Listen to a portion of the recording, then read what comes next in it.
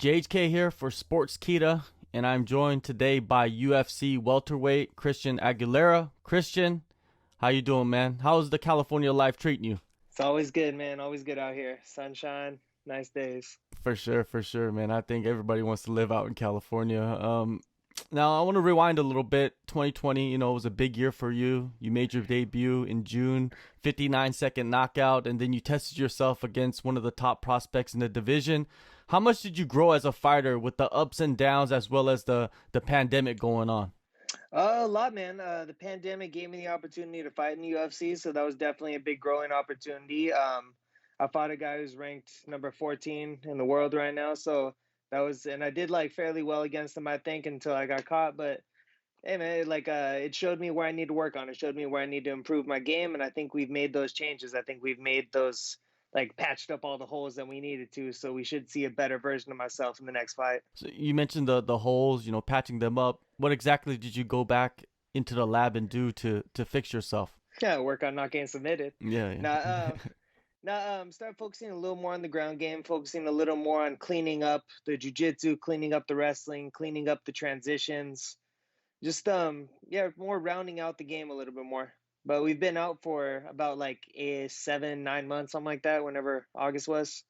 Um, yeah, so we've had time. I had a little injury like a few months back, so I had to pull out of my last fight, but still recovered from that, got right back to work, but all the time been growing, working. So yeah, I feel like we're gonna see a better version. Definitely. After the loss, were you instantly optimistic about, moving forward, or did you have some days where you're like, man, that sucked terribly, man, that loss?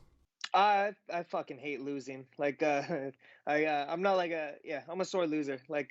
I don't like losing. I don't like coming in second place for anything. So yeah, man, there's definitely days where I'm like thinking like fuck, like I think about it, it just like pisses me off still. Like I want to get that back. I want to fight him again. I want to like right that wrong, I think. So yeah, man. But like what are you gonna do? You're gonna grow, get better. So that's what we've been doing. So next guy we see if we could do better against him. And then next guy after that, we do better against him and keep going until eventually I'm sure we'll meet again. I'm sure we'll get that fight back. So we'll see what's up. For sure. Now, you mentioned the injury you had to pull out. That was in January. What exactly happened with that? I just tweaked something in my back. Mm. Yeah, but it put me out for, I think I was out for 4 weeks where I couldn't train and then got right back to work after that. So once we got cleared by doctors, everything good now. So yeah, back to 100. How close to fight week were you for that fight? I want to say like 2 weeks out, Oh, okay. maybe, yeah, 2, 3 weeks, Hmm. something like that. Yeah. So it wasn't like a week out because when it's like a week out, it's terrible because you went through that whole camp. You know what I mean? Yeah, no, it was about 2 weeks out, so it Mm. was still like same feeling. I just put in like Yeah. 6 weeks of work, so it was a little frustrating there. But what are you gonna do? Like we play a violent sport, like violent shit happens. So you mentioned the back and you had to recover. What did you exactly do to get yourself back to 100%? Rest was the biggest thing. Rest and no contact, no nothing. Like I had to take a little bit of time off of wrestling. That was the biggest one. But we found ways to work around it. We found ways to still I don't know. I'm a gym rat at the end of the day, so like I was always there. Like I'll be in there watching if I can't train. I'll be in there coaching if I can't train. So there's always some way to get better, some way to develop. For sure, soaking up the knowledge and teaching wise, you know what I mean, and helping other fighters. How much do you develop yourself with that? Yeah, it definitely helps you focus on details. I think that's definitely one of the things that helps me grow the most. Think about like the small details, the small like finer aspects of each move, and like why it works, what doesn't work. You get to watch it from like a third person perspective, watch someone else do it, and see like, oh, okay, like you get fucked up there if you do that, so we got to change this, got to change this. So it helps you see it. It's fun to see shit from the outside sometimes. Definitely. Now you get rebooked for May 8th against Carlston Harris. You get to welcome him to the organization. Thoughts on the matchup? Yeah, I'm happy, man. It should be a good fight.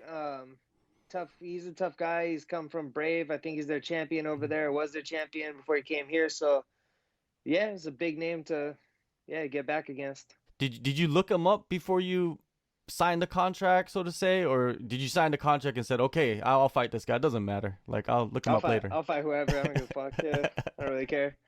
Like we'll figure it out once we're in there. Like it's still go fist fight. Like I don't give a Uh, fuck. Eventually, I'm gonna fight everyone. So whoever they give me. for sure. So when you prepare for a guy that's coming into the promotion, most of the time you don't see any video of him because he didn't fight for the UFC yet. What did you go back and look at all his old fights, and what did you think of the stylistic approach that he takes? Yeah, he's definitely like he has a very specific style. He likes to take people down. He likes to grind them out. He likes to push them. Yeah, he likes to like a slow paced fight. He likes to grab people and look for submissions. Grab people, drag them to the floor. Grab people, hold them on the fence, which is like cool. Like I'll take that. I like that. I like that as a matchup. Should be fun. Have you spent most of your time at Team Oyama, or are there other spots that you visit? Yeah, Team Oyama, classic fight team. I do my striking, raw talent boxing with Chewy, and then I work with another coach, Ernest Chavez, who's been like a coach for the longest. I've had him since, or I've been working with him since my amateur days. All right. Yeah. Since the Sean Brady fight, have you added anything new to the regiment? Have you changed anything up? I started training one jiu-jitsu with Jiva Santana, so adding more jiu-jitsu to that, more traditional jiu-jitsu. Yeah, so that's definitely been helping a lot. Of I think it's everything's gotten a lot tighter, everything's got a lot smoother. I feel a lot more confident. Against Carlston, how do you plan on bouncing back? How do you see this fight playing out? Shit, me winning. No, I don't know. I think he's gonna want to take me to the floor. I like stand-up fighting. Like I like standing up. So we'll just kind of see who does their job better. You know? For sure. So a clash of styles, basically. Yeah, yeah. It's classic kind of thing. You know? Yeah, very Uh, classic. yeah, it should be fun. Yeah. Last week at the pay per view, were you watching live during the whole Yeah, thing? Man, it was yeah. probably one of the wildest cards probably in the past couple of years, right? That shit was crazy. Yeah, from the leg break to the like all the upsets to Rose's kick, it was fantastic. That 1-2 from Usman or 3-2, whatever. But man, those were crazy. It was a whole like oh shit night. Every fight you're just looking at like oh shit. Yeah, definitely. That's Yeah. perfect. That's perfect. That's perfect. Now, with the main event, Usman knocking out Jorge, did you see that coming? Did you expect that to happen? I didn't expect it to happen. I thought he would. I thought he would drag him into the later rounds. If he was gonna finish, it would be something on the floor. But I don't know. Once you saw the first round, once Usman started landing that jab nice and calm, and then he started feinting on him, Masvidal started biting very heavy on those feints.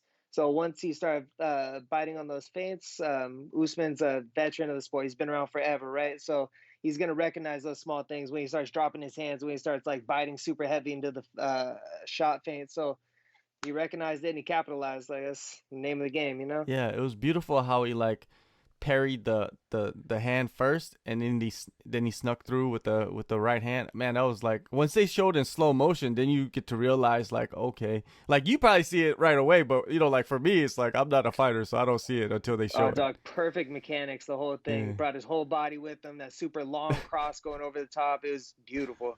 That was nice. That was fun to watch. When you watch fights, are you watching it like a fan does, or do you dissect like every single fight? You're watching it from like a coach's point of view, so to say. Uh, I usually watch them first as a fan. I'm definitely a fan of UFC before I even started fighting, before I even started like training in the sport. So I've always been a fan first. But after like I've watched the fight like 6 or 7 times by now. So then I start going in looking at details like how do you do that? Why did it work? Why didn't this work? So I'll start like dissecting it a little bit deeper and then going into like, oh, okay, his body moved here. He did like the smaller motions. Start looking like one time for what his head did, one time for what his feet did, and then start breaking it down from there. They had the crowd back for the first time in a long time. And did you crave it while watching it? Like, man, I need to get in front of that crowd. Well, shit, like all my fights have been during pandemic, so Yeah. like we've had like 10 people in the audience, like one guy in the back going, "Get him!" So like it's cool, but like I've never fought in front of 15,000 people. I've Mhm. never fought in front of like over 10,000 people. Like that's gonna be dope when it happens. So I'm excited for that. For sure, man. But before that happens, man, May 8th, you get to go to Vegas again. It's a familiar Yeah. setting, and it's always good to go to a familiar setting. Thank you, Christian, for the time, and good luck on the fight, and all the best. Hell yeah, man. Thank you very much.